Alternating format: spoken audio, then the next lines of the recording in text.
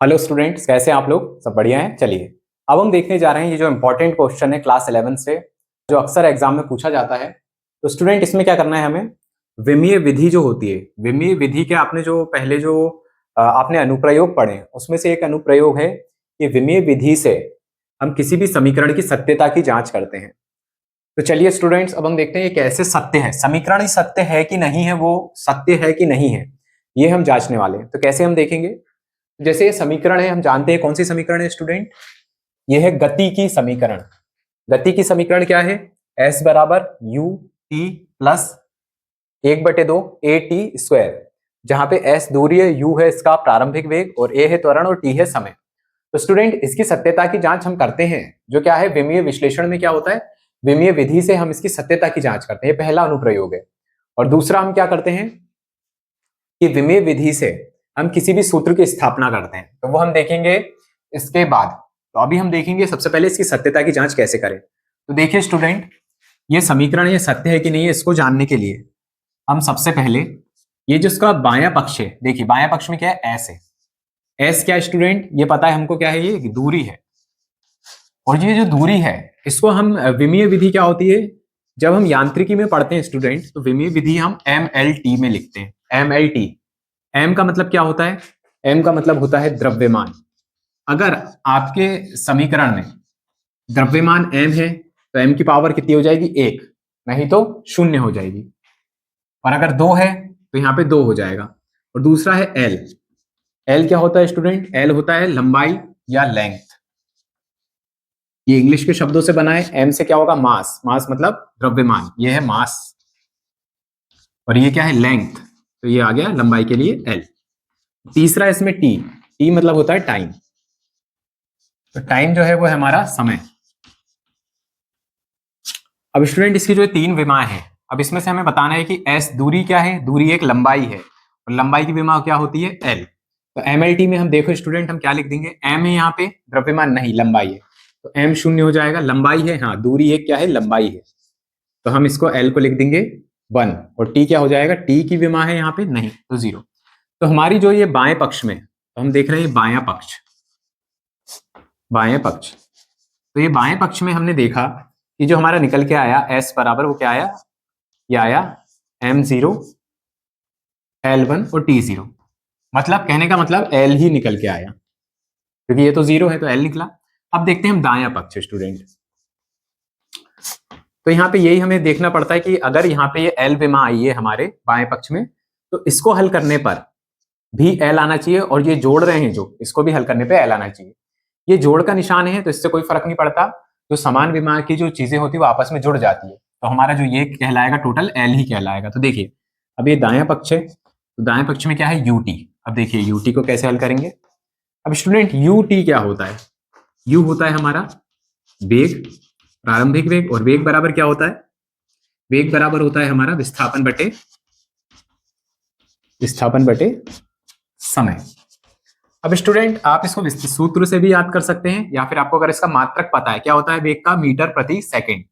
तो विस्थापन क्या होता है स्टूडेंट, ये है क्या है, दूरी।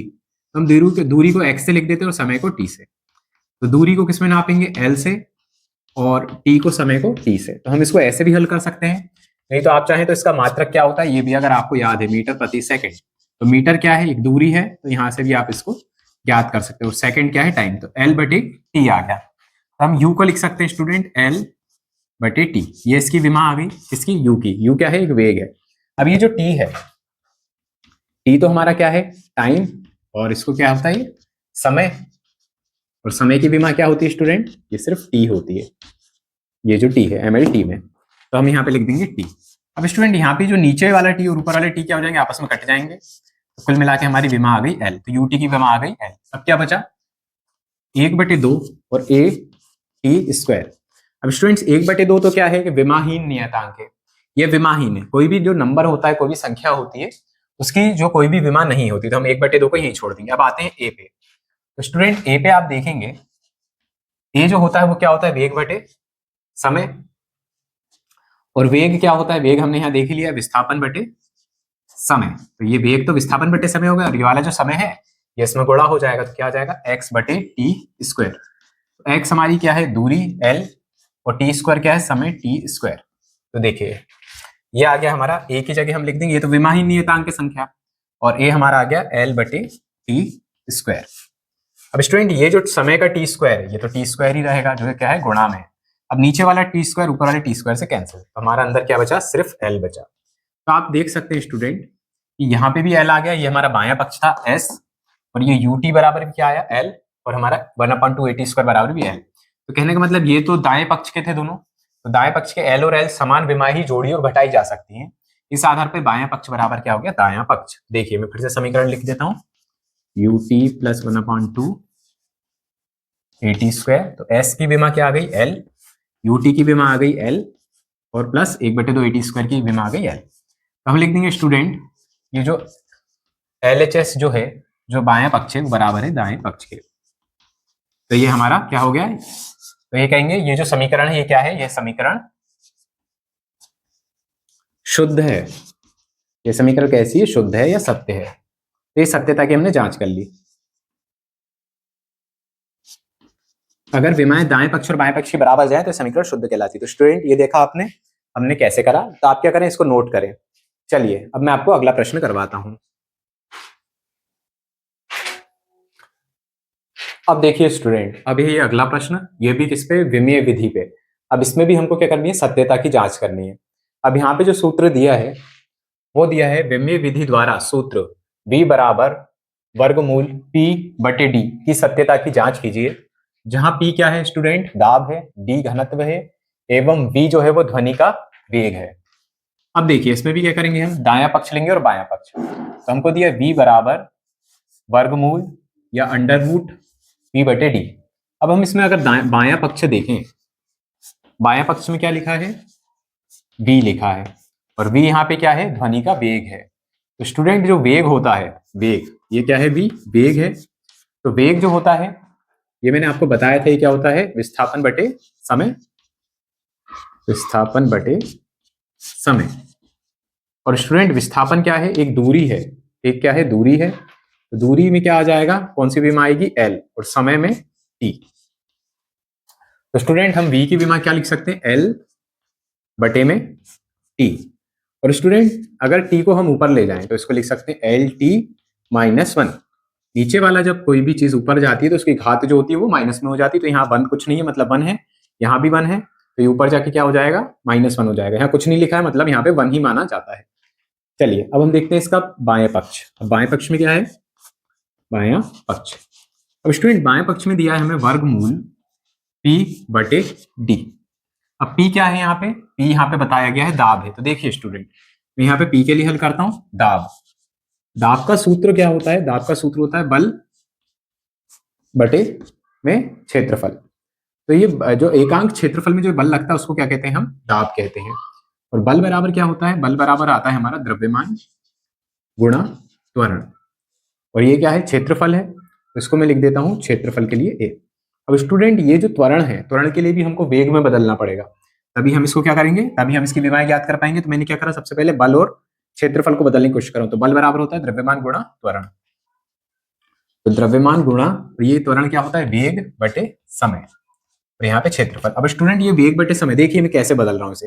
पहले मैंने बल को बनाया द्रव्यमान गुणा त्वरण, और द्रव्यमान गुणा त्वरण को बनाया वेग बटे समय। अब यहाँ पे जो वेग है, वेग को मैं लिख सकता हूं विस्थापन बटे समय। देखिए m गुणा, तो ये हो गया विस्थापन को मैं लिखता हूँ x बटे t, और ये t पहले से ही है वेग के नीचे। अभी मैंने सिर्फ वेग को बदला विस्थापन बटे समय, और ये वाला समय ने गुणा कर दिया, और यहाँ पे क्षेत्रफल a। अब देखें स्टूडेंट, अब मैं इसको लिख सकता हूँ m। m क्या है, m की विमा क्या होती है, m होती है mlt में, और l क्या है, x जो है वो दूरी है, और इसको मैं लिख दूंगा l। अब नीचे देखें, नीचे जो है क्षेत्रफल क्या होता है, क्षेत्रफल होता है हमारा लंबाई गुणा चौड़ाई। अब लंबाई चौड़ाई भी एक लंबाई है, तो लंबाई गुणा लंबाई भी लिख सकते हैं, तो ये हो जाएगा l स्क्वायर। तो हमारी क्षेत्रफल की विमा कितनी आ जाएगी, l का वर्ग। अब यहाँ पे t गुणा t कितना हो जाएगा, t स्क्वायर। अब स्टूडेंट नीचे l स्क्वायर, ऊपर एक l है, तो हम क्या करेंगे, यहाँ पे l2 की पावर ऊपर जाएगी, या फिर हम ऐसा मान सकते हैं एक l से, दो l में से एक l कैंसिल हो गया, तो ऊपर क्या बचा, m बचा, और नीचे l और t स्क्वायर। तो देखें दाब बराबर क्या आ जाएगा, दाब बराबर आ जाएगा हमारा m। अब ये n ऊपर चले जाएगा तो घात किस में हो जाएगी, -1। अभी कुछ नहीं लिखा, मतलब 1 है, और ये t की घात 2 है तो ऊपर जाके -2। तो ये किसकी विमा आ गई? ये आ गई हमारी दाब की। तो आपको ये भी ध्यान रखना है। तो देखिए अब इसकी विमा लिख दी हम m l-1 और t-2। अब आपको एक चीज ध्यान रखनी है, n के पास कुछ नहीं लिखा मतलब यहाँ पे 1 है, ये हमको मानना पड़ेगा। अब नीचे क्या दिया है? घनत्व दिया है। तो घनत्व के लिए मैं हल करता हूं। घनत्व बराबर क्या होता है? द्रव्यमान बटे आयतन। ये हमको सूत्र पता है। किसका सूत्र होता है? घनत्व का। अब ये घनत्व होता है तो द्रव्यमान को क्या लिख सकता हूं? m। और देखिए स्टूडेंट, आयतन क्या होता है? आयतन जो हमारा होता है उसको v से लिखते हैं और ये होता है लंबाई गुणा चौड़ाई गुणा ऊंचाई। लेकिन हमको पता है चौड़ाई भी लंबाई है और ऊंचाई भी लंबाई है, तो हम इसको लिख सकते हैं l गुणा l गुणा l। तो आगे हम l की घात 3, तो नीचे लिख सकते हैं हम l की घात 3। तो अब इसकी विमा क्या निकल के आ गई? m बटे l3। तो देखिए m बटे और ये l3 ऊपर आके क्या हो जाएगा? m l-3। मैं इसको लिख सकता हूँ m l-3। अब आप यहाँ पे देखेंगे ये l वाली जो चीज है और m वाली चीज आपस में कट सकती है, तो नीचे वाले m से ऊपर वाला m कट गया। अब ये l की पावर -3 है और ऊपर -1 है, तो l की पावर -3 को ऊपर ले जाऊंगा तो l की पावर क्या बन जाएगी? +3। देखिए ये हो जाएगा हमारा, m तो कैंसिल हो गया, तो m को हम क्या लिख सकते हैं? 0 भी लिख सकते हैं या फिर m को नहीं भी लिखें। अब ये l की घात -1 है, l की घात -3 को ऊपर ले जाएंगे तो l की घात +3 बन गई और ये t की घात -2। अब देखें, अब ये l की घात 3 है, ये प्लस में है और ये -1 है, तो जब आधार समान होते हैं तो घातें क्या होती है? जुड़ जाती हैं। तो हम लिख देंगे -1 + 3 और ये t की घात -2। अब स्टूडेंट ये जो चीज है देखिए -1 और +3 कितना हो जाएगा? प्लस माइनस माइनस, तो l की घात क्या बचेगी? 2। तो ये बचा l की घात 2 हो गया, क्योंकि -1 में से +3 में से 1 गया तो 2 बचेगा, तो t की घात -2। तो देखिए अब इसके ऊपर वर्गमूल लगाए तो वर्गमूल क्या करता है? वर्गमूल मतलब होता है कि पावर जो है उसकी क्या हो जाएगी? आधी।